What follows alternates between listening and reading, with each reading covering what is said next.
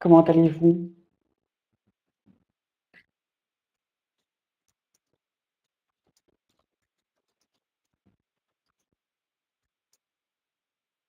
Mais je vais bien. Je vais très, très bien, merci.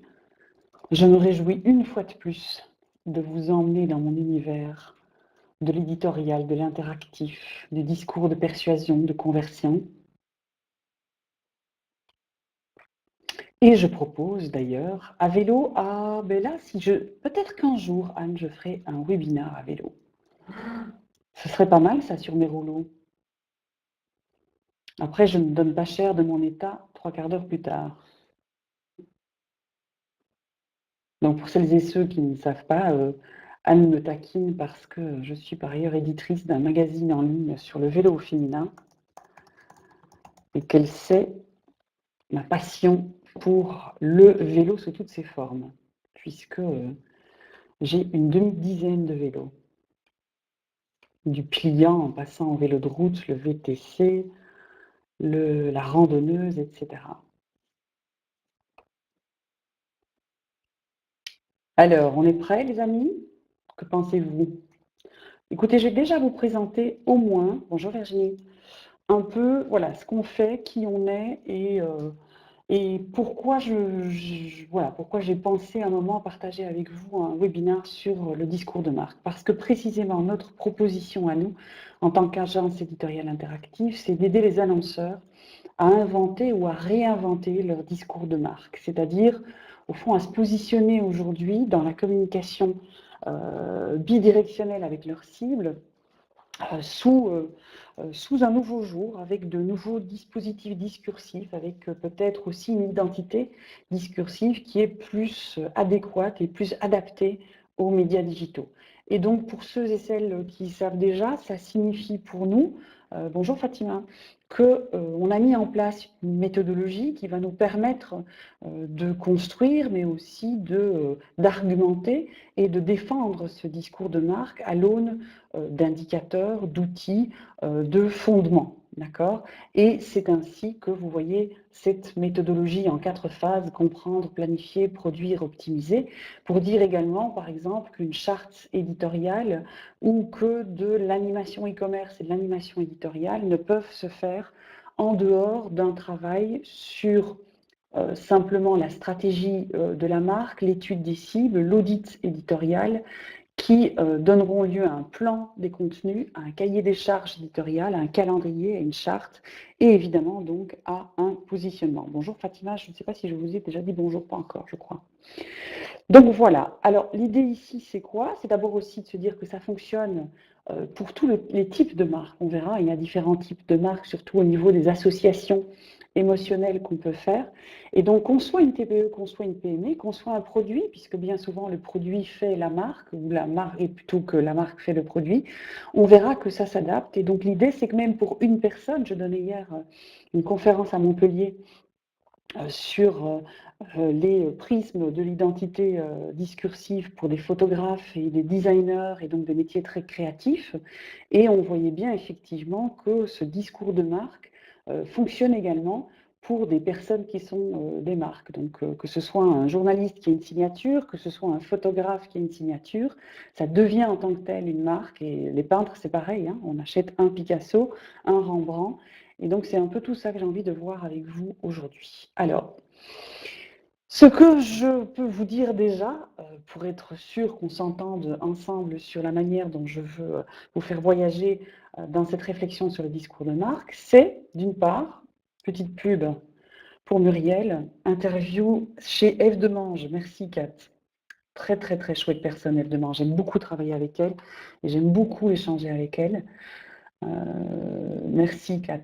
Donc ici, c'est quoi l'idée? C'est de se dire que la marque va créer de la valeur pour les clients. Et c'est bien pour ça qu'il est important de se pencher sur le discours de la marque et de faire un peu le topo sur son discours de marque. Parce qu'une marque, c'est un contrat de confiance, c'est une promesse de performance. C'est un peu comme on dit dans la presse magazine, le contrat de lecture, donc l'idée de la charte éditoriale qui serait un contrat de lecture entre un annonceur et ses cibles, eh bien la marque elle-même et l'identité discursive, c'est aussi un contrat de confiance, une promesse.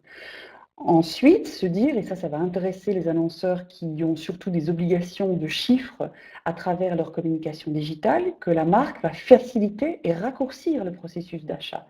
C'est-à-dire que dans tout le processus décisionnel et la longueur du processus décisionnel, une marque bien ancrée, une marque bien perçue, une marque qui a une bonne notoriété, va effectivement accélérer ce processus décisionnel et donc le parcours entre la construction de la vision et le choix du prestataire et de l'opérateur va effectivement être plus court.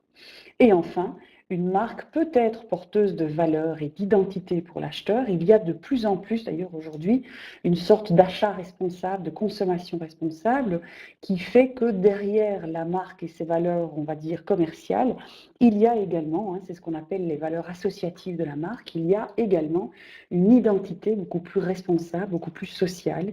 Et donc, c'est là aussi qu'il est important de communiquer avec vos audiences. Ce sont d'ailleurs des choses qu'on perçoit très souvent à travers le sponsoring, quand les marques sponsorisent effectivement des actions, des sports ou des activités. D'accord? Donc ça, en tout cas, c'est fondamental. Donc la raison même pour laquelle vous pouvez défendre auprès de votre direction ou auprès de votre conseil d'administration un travail sur le discours de marque, c'est simplement pour créer ou pour recéler le contrat de confiance, pour faciliter le processus d'achat et pour transmettre des valeurs pour mieux s'identifier à l'acheteur. Prenons un exemple. Quand on dit la marque crée de la valeur pour les clients, vous connaissez ces deux marques, UNICEF, Nike. On sait très bien que ce sont deux horizons totalement différents, que ce sont deux marques qui ont énormément d'influence, qui ont effectivement un rayonnement. Quoique différents, on a effectivement là des valeurs qui sont véhiculées. Mais quand vous les mettez ensemble, comme ceci, buying certain brands of shoes contributes to child labor, just don't do it. Et où on voit que UNICEF va détourner une marque qui est Nike, là on va voir tout ce pouvoir d'influence, puisqu'on voit même ici effectivement ce combat où on les imagine faire un bras de fer entre l'un et l'autre. Et là ici, c'est l'idée vraiment de se dire, tiens, ce pouvoir d'influence, ce discours, ces valeurs, cette identification à la marque, jusqu'où va-t-elle être effectivement solide, jusqu'où va-t-elle être effectivement ancrée auprès de nos utilisateurs? Parce qu'il y a fort à parier que des clients UNICEF soient également clients Nike et vice-versa. Et donc l'idée ici, c'est pour vous montrer comment la collusion, le choc entre des valeurs de marque peut parfois avoir une influence qu'on n'imaginait pas au départ. Donc là, je prends un exemple extrême évidemment, mais vous voyez très très bien ce que je veux dire. Quant à l'influence des marques, quelles sont les limites au dénigrement de ce genre? Le problème, Nicolas, c'est qu'aujourd'hui, il y en a de moins en moins. Je ne sais pas si vous vous souvenez de cette campagne qui avait été faite aux États-Unis par les médecins. Je pense que c'était dans le sud des États-Unis, des médecins qui avaient fait une campagne sur l'obésité en prenant pour cible McDonald's et où on voyait un homme étendu à la morgue et sa femme le pleurant à côté. Et on a un zoom sur ses pieds et sur le corps froid de cet homme. Et au pied, on a un M qui entoure ses pieds. Et on voit très bien le M de McDonald's et où il est mis clairement « Continuez à bouffer vos crasses et vous terminerez comme ça ». On est exactement dans le même dénigrement. On sait très bien que du côté US et du côté américain, anglo-américain, ils ont tendance à utiliser ce genre d'arguments. Après, il y a des limites évidemment légales que je connais moins parce que c'est moins mon domaine. Cela étant, regardez même en SEA, en achat Google, de mots-clés Google, vous pouvez très très bien aujourd'hui faire de la publicité Google en utilisant les mots-clés de vos concurrents. Et donc, par exemple, si les gens tapent Volvo V50, et il y aura du SEA, donc de la publicité payante Google sur Lexus, par exemple, parce que Lexus aura acheté les mots-clés Volvo V50. La seule limite ici, c'est que Lexus ne peut pas, dans ça, voilà, merci Olivier, Lexus ne peut pas, dans son annonce même, utiliser les termes Volvo V50. Or que ici, on voit bien que UNICEF, alors regardez, UNICEF n'utilise pas non plus le logo, d'accord? En revanche, on voit très très bien ces blessures et donc c'est peut-être là aussi la subtilité. Je pense, Nicolas, qu'on a tellement de porosité aujourd'hui, effectivement, dans le positionnement des marques, que précisément c'est pour ça qu'il est important de travailler à son discours en permanence. Alors, qu'est-ce qu'on va avoir dans l'influence des marques et comment vous allez pouvoir travailler sur cette influence pour cultiver, au fond, votre pouvoir, au sens noble d'ailleurs du terme également, et pouvoir aussi cultiver votre bonne relation et l'engagement de vos cibles par rapport à ce discours. Alors, on commence toujours par la notoriété, donc le fait d'être connu, on y reviendra.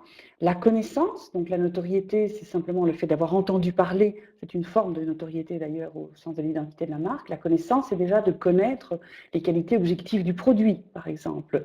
Avoir de la considération, c'est connaître les qualités objectives du produit, mais également en connaître les avantages plus ou moins tangibles. On y reviendra. Et puis là, on va vers la préférence, vers l'attachement et l'évangélisation. J'imagine que vous reconnaîtrez cette pyramide qui ressemble un peu d'ailleurs au processus décisionnel d'achat. Donc l'idée, c'est quoi? C'est de vous assurer que dans le discours de marque, vous ayez bien effectivement un positionnement et vous ayez bien une histoire à raconter pour tous ces stades d'influence et ces stades de notoriété. D'accord? Et de le faire eu égard à votre propre marque et service, mais également par rapport à une concurrence, puisque l'idée, évidemment, est de vous différencier. C'est le principe même du discours de marque. Alors, ce qui est intéressant de voir et pourquoi le discours de marque a évolué, c'est parce qu'aussi l'utilisateur aujourd'hui, il est devenu émetteur de messages sur votre marque. À partir du moment où on prend l'utilisateur comme média, où on l'incorpore effectivement dans sa stratégie discursive, je vous en donnerai quelques exemples, eh bien, il devient lui-même émetteur, et donc parfois vous devez vous effacer, vous, en tant que marque, comme émettrice, et vous êtes réceptrice du message. L'exemple ici où on voit un tatouage moteur Harley-Davidson, je l'ai pris pourquoi? Parce que, écoutez, le discours de marque ne se produit que dans le cadre de la relation qui va s'établir entre l'annonceur et sa communauté. Donc c'est le cas d'une relation, c'est exactement ce que je viens de dire, hein. On est dans un dialogue. Et alors ici, j'ai pris effectivement ce tatouage parce qu'on est dans une relation communautaire. C'est plus la marque top-down vers une foule diffuse de cibles indistinctes, c'est un rapport de conversation, de dialogue avec des personnes isolées, mais qui sont rassemblés dans une communauté. Et donc, une communauté d'affect, une communauté de valeurs, une communauté de besoins et une communauté aussi d'opinions et de rumeurs. J'y reviendrai également.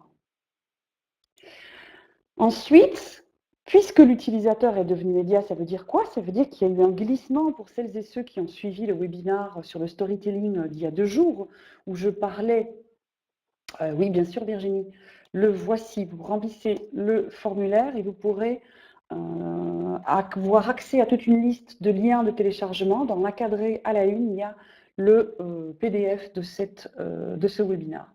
Donc je vous disais mardi, souvenez-vous, on passe d'une posture publicitaire à une posture éditoriale. On est davantage, non pas dans l'idéalisation du produit, mais plutôt dans l'expérience autour du produit. Regardez ici, on passe de l'idéalisation pour UNICEF, par exemple, où on montre des personnes connues, des stars, des people, qui vont effectivement idéaliser, de manière idéale représenter UNICEF. Et donc là où on proposait avant une identification de vous et moi, tout qui dame, à ces personnages pour soutenir UNICEF, aujourd'hui, on est dans l'identification, c'est-à-dire que UNICEF ne va plus jouer effectivement sur les personnages, ou ne va plus uniquement jouer sur les personnages référents. Vous vous souvenez, ça on a vu pour celles et ceux qui étaient là mardi, sur les référents dans le storytelling, mais bien ici carrément sur les cibles, c'est-à-dire les personnes utilisatrices qui sont concernées en premier chef. Je vous avais dit qu'il y avait un lien très fort entre le storytelling et le discours de marque. Et donc là, on s'identifie effectivement davantage aux jeunes filles, puisqu'ici c'est une campagne pour la lutte contre les violences faites aux femmes et aux jeunes filles. Et donc là, on n'est pas effectivement dans un discours où on pourrait imaginer s'identifier à la partie valeureuse, idéale de ceux qui donnent, mais bien au pourquoi on donne, en fait. Donc on n'est plus sur le qui, on est sur le pourquoi ici. D'accord? Donc on passe de l'idéalisation à l'identification, l'utilisateur devient média. De manière traditionnelle et historique, une identité de marque, un discours de marque, c'est quoi? C'est une conjonction entre l'image de la marque, pensons à VW dernièrement, pensons à DSK, il y a quelques mois, voire déjà plus d'1 an maintenant, Donc l'image, c'est quoi? C'est l'opinion. C'est l'opinion des consommateurs. C'est fluctuant, c'est éphémère. Pensons à Total, il y a quelques années, au moment de ce naufrage en mer sur les côtes atlantiques. Donc là, il y a eu un souci effectivement d'opinion et on a vu très très vite basculer effectivement le positionnement de la marque après un fait d'opinion. Donc ça veut dire quoi? Ça veut dire que bien souvent, regardez Total dernièrement aussi suite au décès de son patron en France, on se retrouve ici avec effectivement donc trois prismes, qui est l'image, qui est le fait de l'opinion des consommateurs qui est fluctuante et éphémère, donc sur laquelle on va devoir travailler en amont pour la préparer, la consolider. Et puis un positionnement qui est plus le choix de l'entreprise pour rester compétitive, et là on va dire que c'est le business plan, les objectifs commerciaux, etc. Et puis l'identité. L'identité, ça c'est un fait un peu externe, objectif, qui vient, c'est pas du tout immanent, hein, c'est plus, ça vient de l'extérieur puisque ça renvoie à l'histoire de la marque, ça renvoie à ses valeurs, c'est difficilement altérable parce que c'est quelque chose qui est construit, c'est sa ligne du temps. Et donc c'est la somme également des faits qui ont généré les opinions, mais c'est aussi, et c'est là qu'on voit que le storytelling est important, puisque ce n'est qu'à travers un storytelling qu'on va pouvoir rassembler une image, un positionnement et une identité. D'accord? Et ça encore, je vous le dis, ce sont les prismes traditionnels. Aujourd'hui, ce qui va changer beaucoup, c'est que l'image va être tendue en permanence et va être tendue en permanence sur l'opinion. Et donc, l'idée, c'est la seule manière, Laurent, c'est que j'arrête de bouger, comme mardi d'ailleurs, et comme les autres fois. Donc, je me calme. Merci. Donc l'image, effectivement, a une influence de plus en plus, on va dire, non pas déterminante, mais de plus en plus tendue, puisque avec les moyens de communication aujourd'hui désintermédiés, on est effectivement dans quelque chose qui est beaucoup plus sur la balle. Vous connaissez tous sans doute le newsjacking notamment, hein, cette manière de récupérer des news à sa sauce et d'en faire une sorte de buzz. C'est typiquement, je vous en prie Jean-Luc, c'est typiquement le newsjacking, une sorte de construction de positionnement faite à partir en fait de l'image, c'est-à-dire le fait d'opinion des consommateurs qui aurait eu lieu sur une trace identitaire.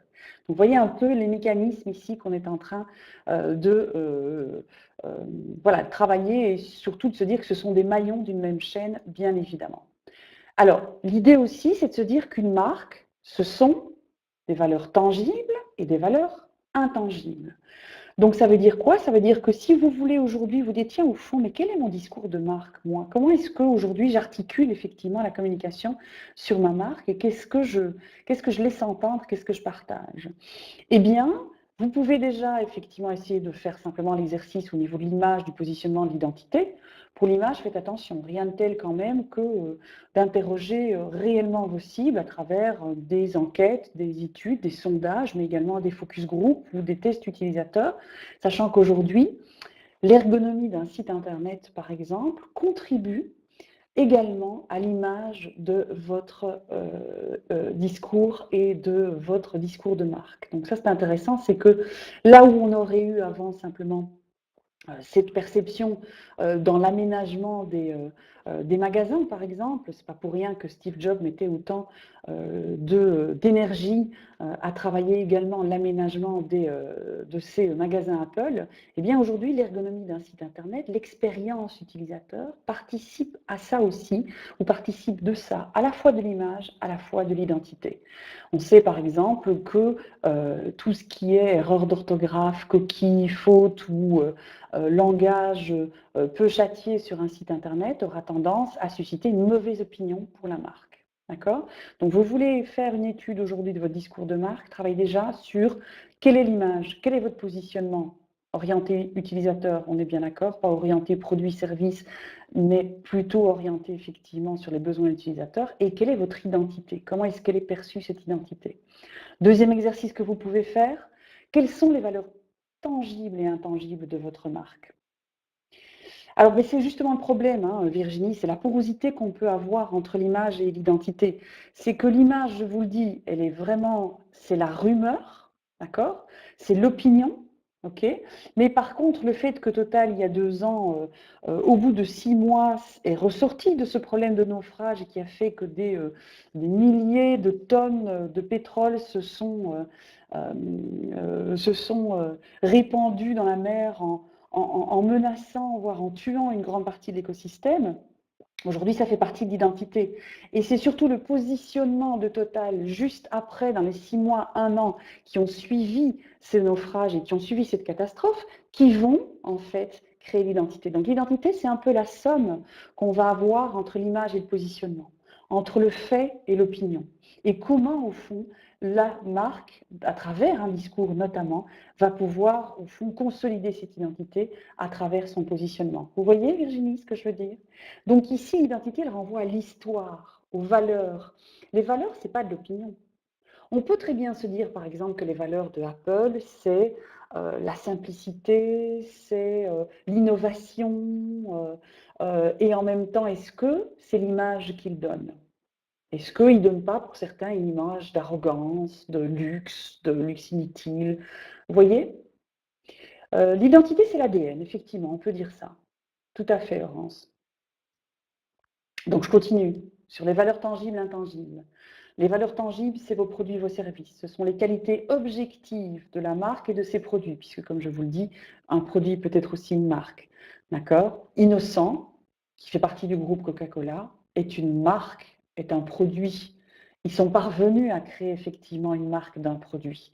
Et la marque, pourquoi est-ce que c'est une marque? Parce qu'elle a des qualités, mais qu'elle a également des valeurs intangibles qui ne sont pas les mêmes que Coca-Cola, que Fanta et que les autres produits du groupe et les autres marques d'ailleurs. D'accord? Donc produit-service, qualité objective et puis les notoriétés, on y reviendra, hein, c'est les rumeurs dont on vient de parler, c'est l'image juste avant et les valeurs intangibles. Alors faisons un petit zoom là-dessus pour vous aider un petit peu à travailler sur votre propre marque à travers ces valeurs tangibles et intangibles. D'une part, au niveau des produits et services, il n'y a pas de marque sans produit, sans service, mais tous les produits ne deviennent pas des marques. D'accord? Donc, même, regardez, si vous prenez les marques, ce qu'on appelle des marques produits blancs, les marques produits blancs, c'est parce qu'elles sont effectivement incorporées dans une autre marque. D'accord? Une marque sans produit, sans service, c'est impossible. C'est du service ou c'est du produit, il y a quelque chose derrière de commercialisé. Lorsque les produits sont indifférenciés, on peut aussi se dire que c'est la façon de vendre le produit qui va faire la marque et qui va faire la différence. C'est un peu ce qu'on appelle aujourd'hui le côté disruptif. Hein. Vous regardez du Uber, vous regardez du Airbnb, c'est dans la façon de commercialiser des choses qui, d'ailleurs, au départ, ne sont pas produites par ces annonceurs-là, qui fait effectivement sa notoriété, qui fait effectivement aussi son image et qui construit l'identité de la marque. D'accord? Et donc là aussi où ces marques sont au fond pieds et poings liés à ce dispositif ou à cette méthode, c'est parce qu'ils sont obligés du coup d'être toujours dans une sorte de disruption, d'être toujours dans une sorte effectivement de réinvention et d'innovation. Si tant est effectivement que c'est ce prisme-là qu'ils ont pris dans les qualités de la marque, j'y reviendrai. Donc ici, qu'est-ce qu'on va avoir? Les produits et services, et quand ils sont indifférenciés, on va essayer effectivement de travailler plus sur la manière de le vendre, sur le service, sur la valeur, sur l'identité. Je donne un exemple. Dans le monde des PC, dans les années 80-90, que je dise pas de conneries, ouais, 80-90, c'était d'ailleurs ce qui faisait la différence avec Mac, c'était du no-name. Tout le monde pouvait construire son propre PC en allant acheter des parties d'un tout et Est-ce que vous êtes le seul à avoir eu un blocage? Olivier, en tout cas personne d'autre n'en a fait mention. N'oubliez pas que vous pourrez revoir hein, cette vidéo. Vous aussi, décidément, je bouge encore moins. Rare. RAS, rien à signaler, et non pas rare. Donc, dans le monde des PC, souvenez-vous, on allait chercher ces pièces, pas ces pièces, on allait chercher ces pièces. Alors moi, on avait fait le test, je suis sur filaire, et donc rien ne bouge de mon côté, hein, les amis, donc tout va. Sinon, moi, rien ne bouge. On allait chercher ces pièces, et à partir des pièces, on allait effectivement, qui étaient des composantes multimarques, on allait effectivement construire son PC, d'accord? Jusqu'à ce que Dell arrive sur le marché. Je ne sais pas si vous vous rappelez, Dell, je ne sais plus si c'était les années 90 ou début des années 2000, un jeune mec de 19 ans qui, lui, en fait, ne passe pas par l'intermédiaire, c'est-à-dire qu'il fait du sur-mesure, et c'est en fonction de la demande du client qu'il va construire le PC et l'envoyer directement, sans intermédiaire, sans point of sales, à l'utilisateur. Et c'était ça, c'est la manière de vendre qui a fait la différence, d'accord? Il n'y avait plus l'intermédiaire. Soit dit en passant, c'est très souvent d'ailleurs un signe de qualité et d'innovation, c'est de faire sauter les intermédiaires. Et d'ailleurs, à contrario, on voit apparaître également de nouvelles marques qui justement réintroduisent les intermédiaires. Je parlerai de l'agence immobilière dans l'immobilier, je parlerai du courtier en assurance. Le fait de les réintégrer, de redonner des lettres de noblesse à ces intermédiaires devient de plus en plus tendance également. C'est sans doute à surveiller pour l'année 2016. Dans les qualités objectives, on va avoir quoi? La qualité des produits, bien sûr, c'est-à-dire le bénéfice produit. L'avantage concurrentiel, donc on est sur des USP, UVP, tout le monde voit, hein, Unique Selling Proposition, Unique Value Proposition, le prix, la distribution, j'en parlais avec Dell, l'innovation, j'en parlais avec Uber, Airbnb. Et enfin, la notoriété, c'est le degré de connaissance d'une marque, très important.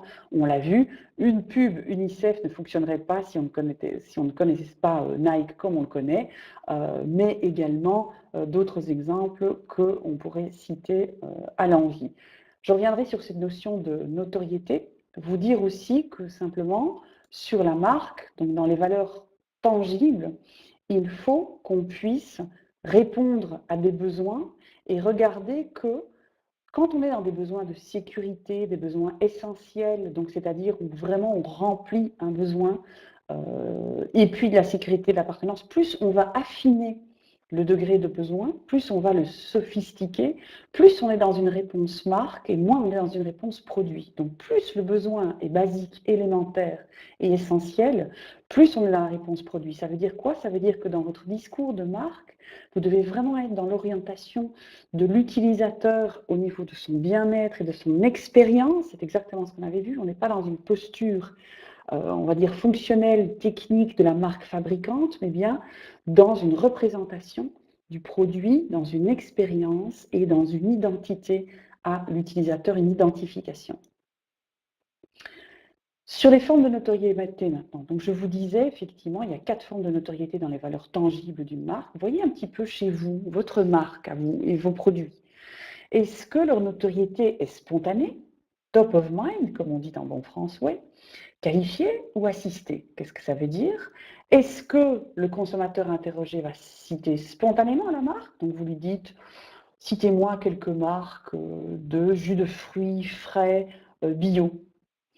Est-ce que si vous citez vous-même la marque, ou est-ce que le consommateur va citer cette marque en premier? Est-ce qu'en premier lieu, il vous dira innocent, ou il vous donnera une autre marque? Est-ce que vous devez l'aider, et donc vous devez qualifier un peu, c'est-à-dire que c'est quand un consommateur connaît le nom et la marque et les principaux produits, vous n'avez pas dû l'assister, et donc là c'est vous, sondeur, qui va suggérer la marque au sondé. Donc vous voyez qu'il y a vraiment 4 types, et l'intérêt c'est quoi? C'est d'aller voir, donc d'où l'intérêt effectivement de faire des tests et de vraiment téléphoner à vos cibles et de leur poser des questions qui vont vous permettre de traduire ces éléments-là, ou de faire appel évidemment à des acteurs dédiés, puisqu'il y a suffisamment d'agences qui le font. Nous-mêmes, on le fait d'ailleurs de temps en temps quand on travaille sur un positionnement éditorial, c'est une partie que j'aime beaucoup. Donc l'idée qu'il y a 4 types de notoriété, voyez un peu où vous vous placez. Pourquoi? Parce que ce qui va être important, c'est que là où vous arriverez vraiment à intégrer un discours de marque et à garder une certaine solidité, surtout eu égard à la réputation et donc à l'opinion, la rumeur dont je parlais tout à l'heure, c'est dans votre ratio notoriété assistée et notoriété spontanée. Je vous explique ceci.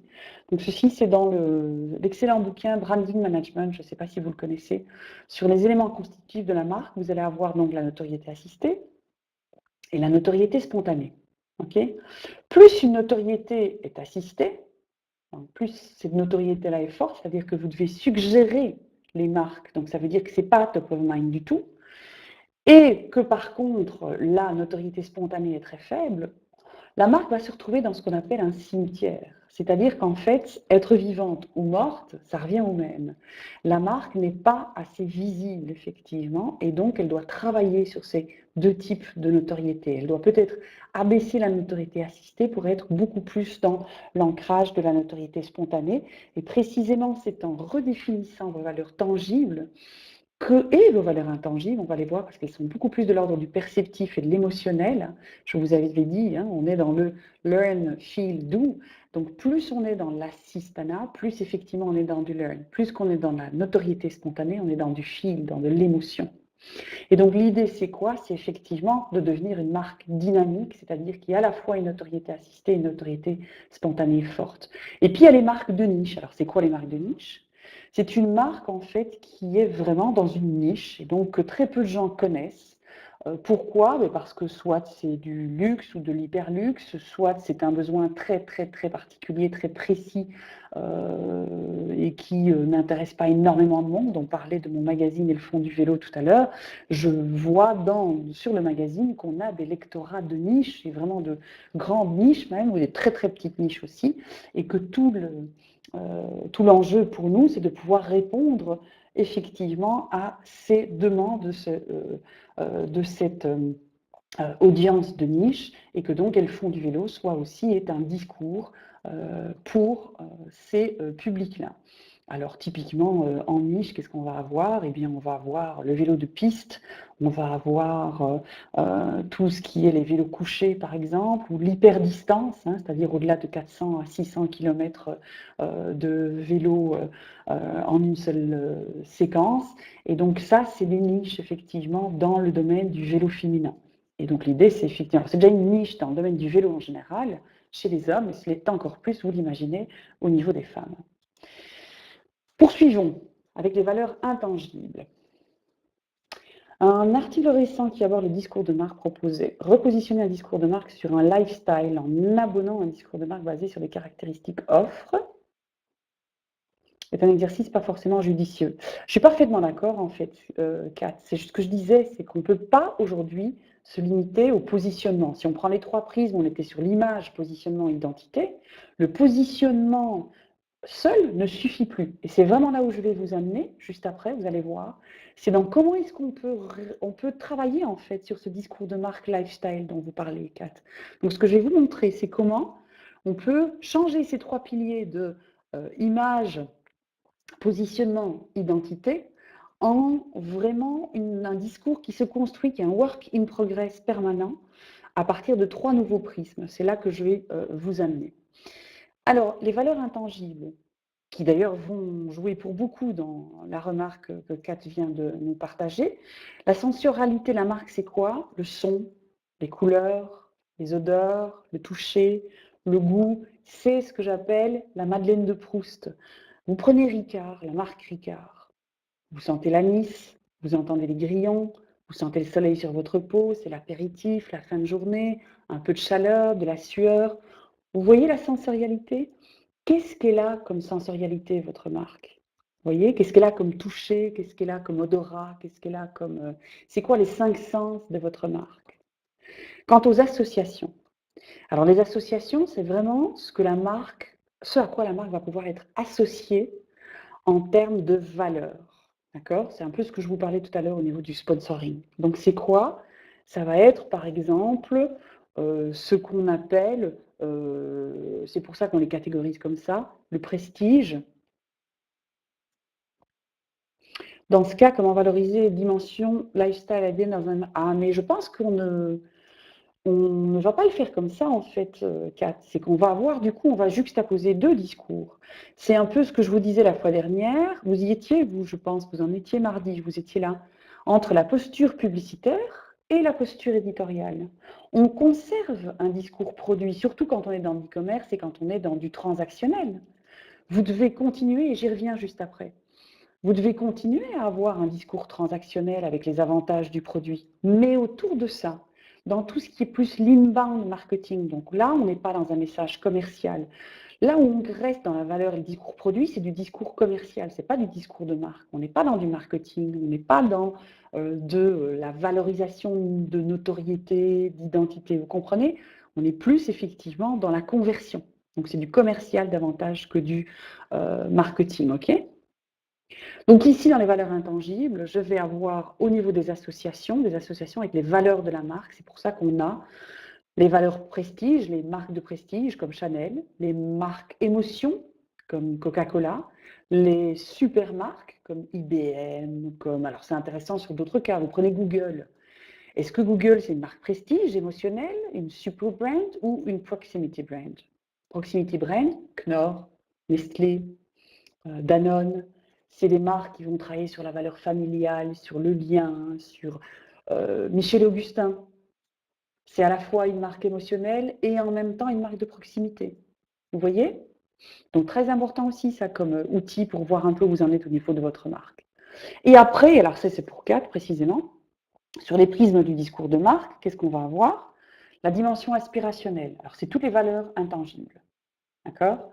Mais également, les valeurs intangibles vont se retrouver dans la dimension relationnelle, puisqu'on est précisément dans ces marques ces émotionnelles, dans ces marques, dans la relation, dans les valeurs. Donc la dimension aspirationnelle, elle va à la fois être sur les avantages produits, mais qui vont être dans l'expérience, et elle va être également sur ce learn dont je vous parlais tout à l'heure. C'est tout ce que l'utilisateur va pouvoir apprendre à travers la marque, à travers ses produits. Tandis que la dimension relationnelle, c'est toute l'émotion qui va transparaître de votre discours de marque. D'accord? Et enfin, la dimension transactionnelle, c'est le discours produit dont Kat vient de parler. Associations ne sont pas forcément parmi les 4 cités. Prestige sont forcément parmi les... Oh, ben c'est-à-dire que c'est les grands, je ne suis pas sûre qu'il y a sans doute d'autres prismes, hein, Virginie, mais on est quand même dans ces 4 grandes catégories, on va dire. Après, je le dis aussi, c'est pas non plus une dichotomie ou c'est pas exclusif. Bien souvent, c'est plus un ratio entre ces 4 éléments-là, en sachant que tout le monde veut à la fois devenir une marque de prestige, quoique, susciter de l'émotion, être on top, et puis quand même avoir de la proximité avec ses utilisateurs, vous voyez. Mais donc c'est quand même 4 curseurs qui sont intéressants, et en plus, voilà, c'est les 4 plus, on va dire, ceux en tout cas que nous on utilise en général, qui sont les plus faciles à utiliser. Alors, pourquoi est-ce que... Oui, bien sûr, sauf que je ne parlerai pas de premium en parlant de Chanel. Je ne parlerai pas de premium en parlant de Rolex. Je ne parlerai pas de premium en parlant de Dior. Le côté premium, je pense, a un côté innovant, un côté, tandis que dans le prestige, il y a peut-être davantage la tradition, peut-être davantage l'identité de la marque, là.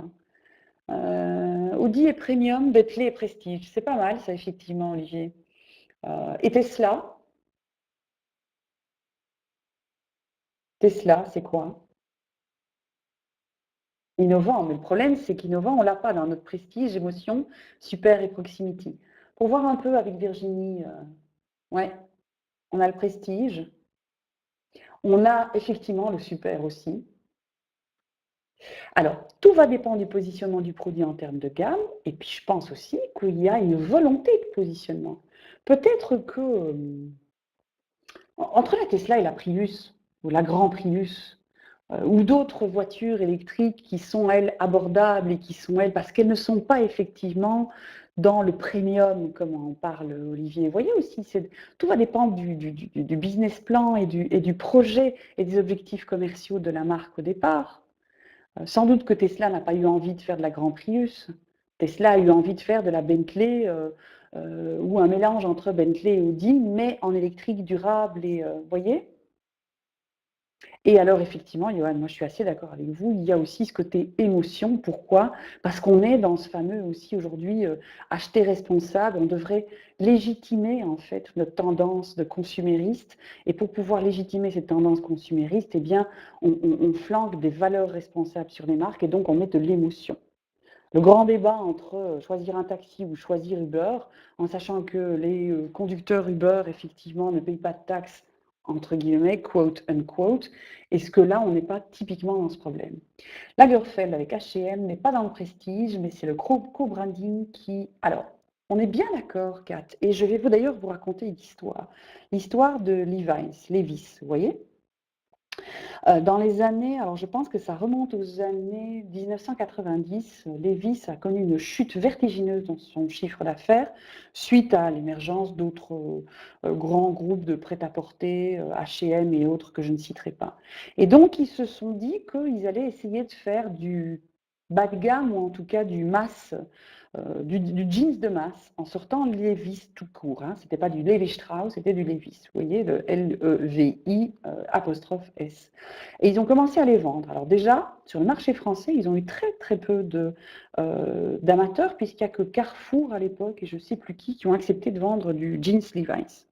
Donc ça n'a pas marché. Et puis, ils continuaient de sombrer, jusque, je pense que c'était dans les années 2000, début des années 2000, ils ont fait appel, et je me demande même si ce n'était pas Lagerfeld, maintenant que vous le dites, ils ont fait appel à Lagerfeld ou je ne sais plus qui, pour rebooster en fait l'image du Levi's du coup, donc de ce jeans qu'ils avaient voulu un peu, on va dire, décoter. Et c'est à ce moment-là que ça a pris. C'est le fait d'associer à un produit de masse une figure voilà, de prestige, j'allais dire premium, mais non, de prestige, qui a permis effectivement là de remonter, de faire remonter du mastige. Alors, est-ce que c'est du mastige ou est-ce que c'est pas ça le premium en fait? Associé de prestige et parce qu'au fond, c'est peut-être ça qui manque pour répondre à Virginie. Ce cinquième élément qui serait le tout commun en fait. Et peut-être qu'on cherche ça aussi aujourd'hui, du masse, effectivement, le mastige, c'est pas mal, on va garder ça, Kat. Donc, en tout cas, ce qui est sûr, c'est que pour répondre aux interrogations de Kat sur, au fond, est-ce qu'aujourd'hui un discours produit peut être associé à un discours de marque, puisque ce discours de marque doit devenir inspirationnel et doit devenir une sorte de lifestyle, une sorte de positionnement expérientiel. Alors, comment est-ce que c'est venu? Vous connaissez tous ceux qui me suivent depuis un certain temps. Le fait que l'utilisateur devienne média, on en a parlé.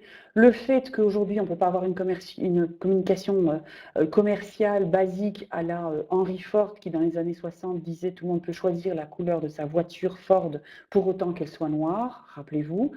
Le fait que Google aidant, que la concurrence dans les canaux d'information et dans l'infobésité fasse qu'on est obligé de mettre en place des stratégies de contenu, eh bien c'est ça qui a fait effectivement que la relation entre les annonceurs et les cibles ont changé, et que donc le discours de marque doit changer également. Alors, j'y vois une différence entre les valeurs expérientielles qui ne sont pas l'apanage du prestige et du luxe. On est bien d'accord. C'est d'ailleurs un sujet sur lequel je vais intervenir prochainement aussi. C'est comment est-ce que les marques de luxe aujourd'hui doivent réinventer leur discours pour n'être pas dans ce côté exclusif, premium, dans le prestige et donc hors communauté. Comment, au contraire, elles peuvent elles-mêmes assumer ce côté communautaire et visibiliser et oser la communauté publique, l'espace public. Donc, la relation a changé, du coup, les objectifs ont changé aussi. Hein, c'est le fameux learn, feel, do dont je parle régulièrement. Le fait que vos utilisateurs, à travers votre discours, ont envie d'apprendre des choses, ont envie de sentir des choses, ont envie, exactement, c'est tout à fait ça, la réinvention du luxe et donc du discours de luxe également. Et donc, ont envie de s'approprier votre discours et de s'approprier l'expérience de vos produits pour pouvoir voir effectivement comment votre produit, votre marque peut s'incarner, s'intégrer dans leur vécu. Et regardez un bon exemple que certains d'entre vous doivent connaître puisque je l'utilise souvent ici. Nous avons quoi? Nous avons le Bricks and Kicks, le Learn, hein, c'est le fameux magazine de Lego qui expliquait comment les experts, les ingénieurs Lego. La Jet Set, c'est la communauté version luxe, non? Ah oui, effectivement, alors on reste dans l'exclusif, on n'a pas besoin de communiquer là-dessus. Or, si vous regardez en termes de notoriété, Si on veut pouvoir garder quand même une concurrentialité par rapport au luxe accessible et abordable, comment est-ce qu'on fait au niveau de cette jet set ou au niveau de cette communication? On peut consommer du luxe et ne pas du tout être dans cette communauté. Effectivement, de la même manière qu'on peut tout à fait adhérer au discours de marques de luxe sans pour autant non plus les consommer ou les consommer à minima. Vous prenez Chanel, je gage que de nombreuses femmes ont eu et ont un rouge à lèvres Chanel un jour dans leur sac à main. Ce n'est pas pour autant qu'elles ont tout le reste de la panoplie, certainement pas le tailleur Chanel, ni même le carré Chanel. Donc voilà, l'idée ici, c'est pas du tout de vulgariser les marques de luxe et le prestige, c'est pas non plus d'éviter le prestige, c'est de se dire qu'aujourd'hui, même les cibles de marques de luxe vont utiliser des canaux et vont utiliser des dispositifs qui sont du mass média. Et Internet est un mass média. Et donc l'idée ici, c'est plus de personnaliser, de faire du contenu intelligent sur mesure et d'utiliser le big data sans doute pour être sûr voilà, d'atteindre sa cible. Mais néanmoins, les canaux, eux, c'est pas eux qui vont différencier les cibles, alors qu'avant, oui. Ouais, sans doute, l'approche hédonique ou hédoniste, effectivement, ponctuelle, en sachant que, alors là, on est inspirationnel, est-ce que ça suffit? C'est vraiment une question, hein. Je pense que là, il y a vraiment un questionnement, effectivement. Il doit y avoir des études là-dessus aussi, d'ailleurs. Ça m'intéresserait de creuser ça avec vous. Donc, la brochure, d'un côté, pour le Learn, les films, les films d'animation de Lego, le Lego Movie, pour l'émotion, évidemment. Et puis alors le do, c'est-à-dire effectivement l'appropriation par l'utilisateur, voire même une sorte de distorsion de l'objet de départ pour s'approprier mieux encore et regarder comme si ça, c'est pas un bon exemple d'appropriation par l'utilisateur des briquettes puisque on le détourne l'objet même de son utilisation première. Donc ça veut dire que de ce triple prisme où on avait image, positionnement, identité. On en arrive dans le discours de marque, si je reprends les termes de Kat, à devoir essayer d'avoir au fond une identité discursive qui soit plus une sorte de lifestyle, de style de vie expérientiel, une sorte de storytelling, story-making effectivement, puisqu'on est dans un work in progress. Et comment est-ce qu'on peut essayer au moins de canaliser, de baliser ce discours de marque storytelling à travers trois nouveaux prismes qui sont d'une part le spectacle, d'autre part, le laboratoire et enfin, cette idée de rassemblement communautaire. Qu'est-ce que ça veut dire? Par spectacle, on entend de créer une expérience qui va être divertissante, mémorable, constante. Comment est-ce que votre marque aujourd'hui va effectivement sur sa page Facebook, sur son blog, créer cette expérience? Est-ce qu'elle se contente au fond de réutiliser des contenus et de produire des articles et de diffuser des articles ou est-ce qu'elle a créé des mini-dispositifs conversationnels sur ces plateformes qui réellement créent de l'expérience mémorable où elle va faire intervenir des experts, des références et tout ce qu'on a vu dans le storytelling.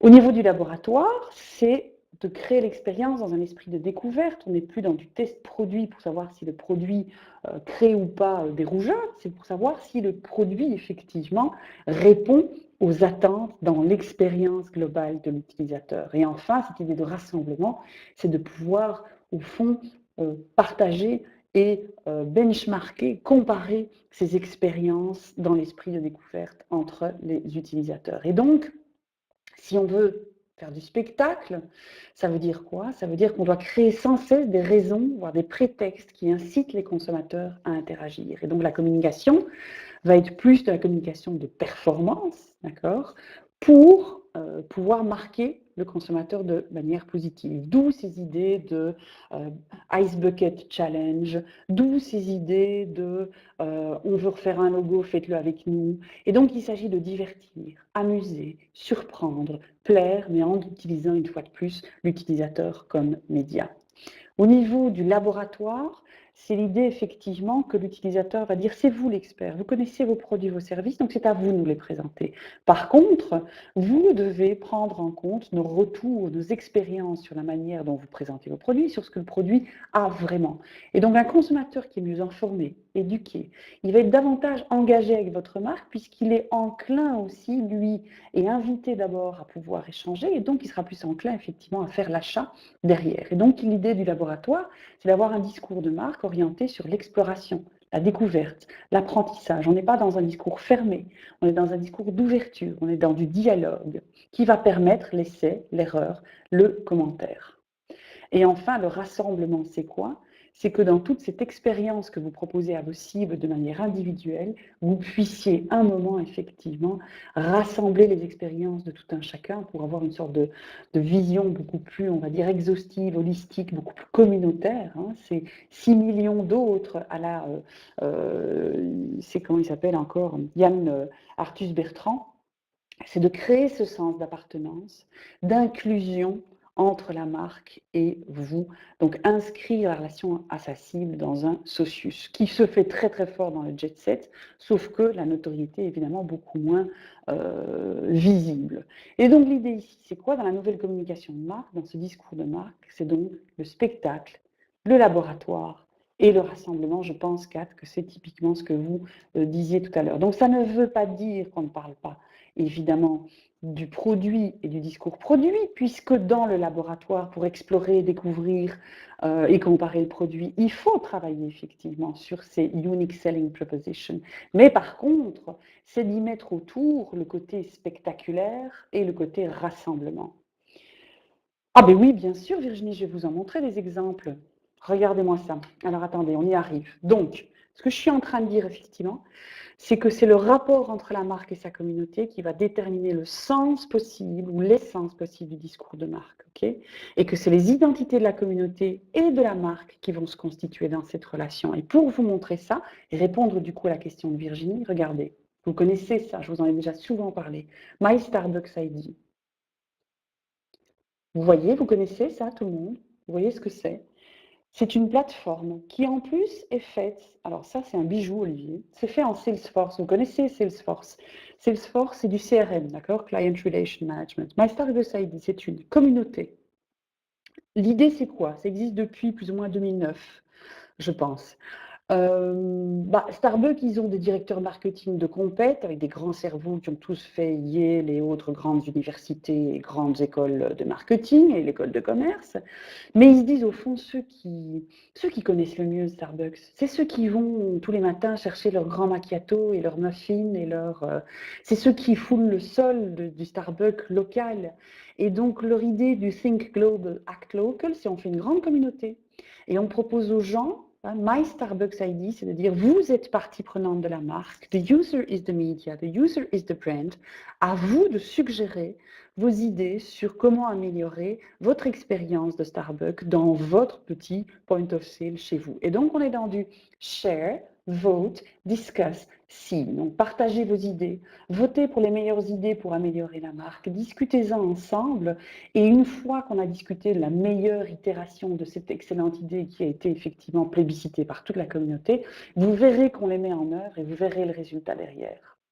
Donc ça, Virginie, c'est typiquement comment la marque va travailler sur le spectacle, sur le laboratoire et sur le rassemblement. D'accord? Avec le My Starbucks ID, hein, la relation entre la marque et l'utilisateur, c'est carrément ma marque. Et derrière, c'est du CRM, puisque chaque action de l'utilisateur, chaque question, ça permet également d'avoir des pop-up, des petits concours. On va sortir un nouveau parfum. Est-ce que vous préférez fraise des bois ou fraise des villes, hein, par exemple? Autre exemple, I'm your story. Encore mieux, pour vous montrer, là, c'est Nikon qui vous propose un I'm your story. Vous n'avez même plus le Nikon ici en logo, il est là le logo Nikon. Et ça, c'est quoi? Le I'm your story, c'est du jour où vous achetez un Nikon, Eh bien, moi, ici, c'est un peu, je suis votre pense-bête, je suis votre journal intime, je suis votre album photo, je suis votre cerveau, je suis votre guide, votre wizard, votre photographe, votre professeur, puisqu'ici on en est la Nikon School, libérez votre passion, pour vous montrer effectivement et vous accompagner dans votre expérience, votre découverte, votre utilisation, vos performances avec votre Nikon. Et c'est pas le votre, ceci c'est I'm your story. On parlait de storytelling, de storymaking, on est en plein là-dedans. Autre exemple encore, mais là dans le réel, je ne sais pas si vous connaissez les magasins de jouets Imaginarium. Alors pourquoi est-ce que j'adore cette photo? Parce qu'ici on voit que la marque s'est complètement réinventée. Regardez-moi comme elle va ici montrer à travers sa mise en scène, comme elle s'adresse, Imaginarium, c'est du magasin de jouets. Ça c'est l'entrée pour papa et maman, et ça c'est l'entrée pour l'enfant. À chacun son expérience, et on ne mélange pas. Vous voyez cette idée effectivement de rassemblement, de communauté est assez exceptionnelle dans ce cas-ci. Alors, ça veut dire quoi? Ça veut dire qu'aujourd'hui, le discours de marque est devenu service. Regardez Carrefour qui aujourd'hui, à la rentrée des classes, va mettre des dossiers tels que préparer la rentrée scolaire, tout pour partir du bon pied, 3 astuces pour optimiser les cours scolaires, la boîte à tartines et collations, fini les casse-têtes, 3 idées bricolage. On devient service, on devient effectivement cerveau. C'est un partage d'expérience aussi, la marque, le discours de marque. C'est-à-dire que plutôt que de vous vendre du bouquin, de la vidéo, du CD et autres chez Fnac, eh bien, ce sont les vendeurs Fnac qui les utilisent et puis qui vous partagent les expériences. Et eux, ce sont des experts. Ils connaissent bien, eux, les produits Fnac. Et donc, ils se sont les mieux placés pour partager cette expérience. Donc, on est entre du learn et du feel, puisqu'ici, on a une relation. On est entre de l'aspirationnel et du relationnel. Et puis, c'est également le discours de marque de la conversation. Je prends l'exemple de Somfy ici, qui est excellent. Somfy qui de plus en plus fait de la domotique. Or, on sait que la domotique, c'est pas encore tout à fait ancré. C'est un peu difficile de s'imaginer qu'en regardant juste sur le tableau de son frigidaire, on peut télécharger effectivement la liste des courses, on peut gérer à distance le chauffage, l'électricité, etc. Donc, ils ont créé un forum pour leurs clients et leurs prospects qui voudraient se mettre à la domotique et ils les accompagnent là-dedans. Et donc, l'idée, c'est qu'ils sont en train de créer ce discours de marque sur la domotique à travers ce forum. C'est exactement ce que Kat disait tout à l'heure. Et donc, ça veut dire aussi que vous, dans votre fameux contrat de lecture, vous vous souvenez, au tout début, je vous ai dit, la marque, c'est un contrat, c'est une promesse. Eh bien, le discours de marque, c'est une promesse, c'est un contrat de lecture. Et vous devez travailler sur les axes psychologiques, les valeurs tangibles, intangibles, pour savoir ce que vous allez promettre et avoir un positionnement derrière. D'accord?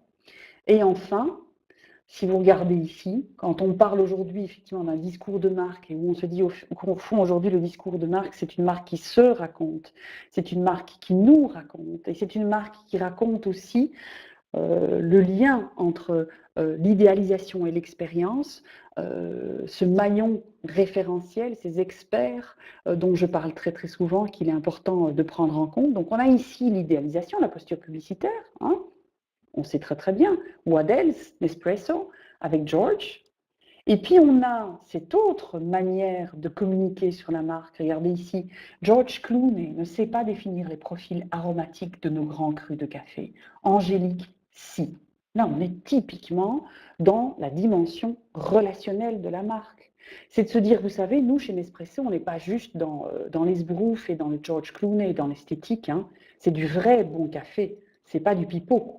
D'ailleurs, nous, on a des vrais experts avec des émotions, avec vraiment de la connaissance, avec du nez, avec du pif. Et Angélique, elle est peut-être pas connue comme George Clooney, mais elle connaît son métier. C'est elle qui, peut-être comme vous, hein, un kidam comme vous, c'est elle qui se charge de vous donner du bon café. C'est elle qui se charge de préparer votre rituel café. Et c'est comme ça qu'on va terminer ce webinaire. C'est de se dire que la marque, le discours de marque aujourd'hui, on parlait de lifestyle tout à l'heure, le discours de marque aujourd'hui, c'est de se dire qu'il faut remettre du rituel dans la relation avec l'utilisateur. Et ce rituel, comment est-ce qu'on va pouvoir le créer? C'est en redéfinissant effectivement l'image, le positionnement et l'identité. That's it. Voilà mes amis, on en est là. Je pense que c'est... Non, je crois que j'en ai encore un petit. Ouais, j'en ai encore un petit pour Virginie. On parlait tout à l'heure, Virginie, de comment est-ce que les marques mettent en scène cette idée de laboratoire, rassemblement et de spectacle. Regardez ici Curvisation, qui n'a pas fait long feu d'ailleurs. C'était une plateforme éditoriale destinée aux rondes. Et donc là, l'idée, c'était quoi? C'était un peu comme nous, on fait sur Elles font du vélo, c'est-à-dire de proposer des contenus, de l'expérience, de l'émotion, mais aussi du quiz interactif autour des rondeurs. Et à partir de là, à partir d'un moment où on allait pouvoir distinguer certains profils cibles avec des envies, des besoins, eh bien, c'était d'inviter les marques à pouvoir effectivement, au fond, rentrer en relation et en conversation avec ces cibles-là. D'accord? Et donc là, ici, c'est même plus l'utilisateur qui est le média, c'est l'utilisateur qui est le message. Et donc les marques viennent après se greffer sur ce que l'utilisateur a déployé comme message sur la plateforme. Et cette fois-ci, c'est effectivement la fin de ce webinaire. Avec la dernière, oui, décidément, Muriel qui arrête sans avoir été. Fondamental, c'est de remettre le human au cœur du discours et de. Voilà, exactement. Tout à fait, Kat. C'est l'idée de l'humain et la conversation, la relation et le dialogue, effectivement. Alors, mon cher Olivier, bien sûr qu'il y a encore des rendez-vous. Alors, juste sur ce truc-là, quand on parle de l'utilisateur et le message, ceux qui étaient là mardi, vous vous souvenez, j'en ai parlé dans le. Donc, je vous donne le lien ici parce qu'elle est vraiment très très bien, cette pub. C'est une pub pour Dove. Olivier, je vous donne un lien vers notre chaîne Webikeo. Vous aurez tous les prochains Webikeo qui sont programmés. Le prochain, je pense que c'est fiches produits. Je crois qu'il y aura également écrire pour le web. Je pense qu'on en fera un. Alors ça, c'est pour tout début janvier. Sur la sémiologie également. Et donc ça, c'est l'idée de bien choisir ces images et quelle symbolique et quel message on va faire transparaître à travers son choix des images et de l'iconographie sur ses médias digitaux.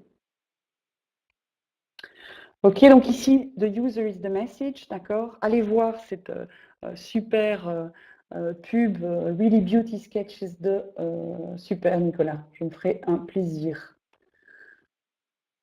Tant mieux. Donc n'hésitez pas, hein, inscrivez-vous déjà maintenant, puisque vous aurez l'alerte du coup. Merci Daniel. Donc ici, vous le connaissez? Donc ici, c'est quoi? C'est une femme qui va se décrire, d'accord? Qui dit comment elle est, long nez, cheveux courts, un peu ridés, etc. Derrière, c'est un homme qui est un ancien psychologue, profiler,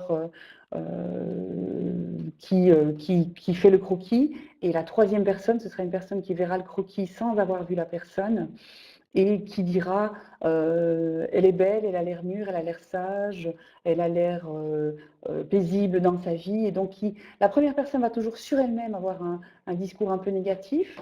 L'intermédiaire, qui est l'expert ici, va être un peu plus, on va dire, objectif.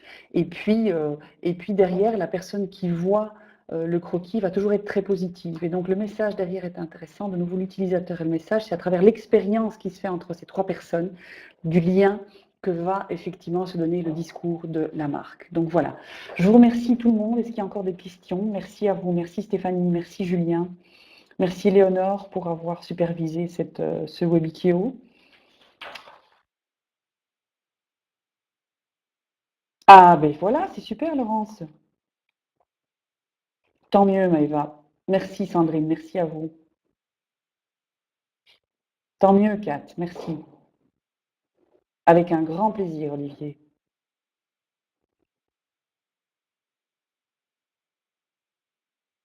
Ah, sur l'iconographie, Victor, inscrivez-vous vraiment, abonnez-vous à notre newsletter. J'adore le prénom Victor, c'est le prénom de mon fils. Et donc, inscrivez-vous à la chaîne parce qu'alors vous aurez des alertes à chaque fois. Parce que celui sur la sémiologie, je pense qu'il est prévu pour la deuxième semaine de janvier. À très bientôt, Kat. Plaisir d'échanger, c'est toujours un plaisir. Donc, un grand merci à tous et à toutes. De toute façon, on s'entend, on se voit encore d'ici la fin de l'année, puisqu'on a encore à peu près 4 à 6 webinaires prévus. Donc, n'hésitez pas. Et je me ferai un plaisir. Super, Johan. Tant mieux. Je vous laisse. je retourne à mes autres occupations. Alors, à très bientôt. Et aussi, elles font du vélo. Mon mari cycliste va adorer. Tant mieux, Laurence. Vous savez que 60% de nos lectorat est masculin, en fait. C'est ellesfondduvélo.com et c'est très souvent, effectivement, les hommes qui viennent pour mieux encourager leurs femmes après à faire du vélo également. Donc voilà, je vous remercie tous. Et puis, à très vite, à très bientôt. Une bonne après-midi. Salut tout le monde.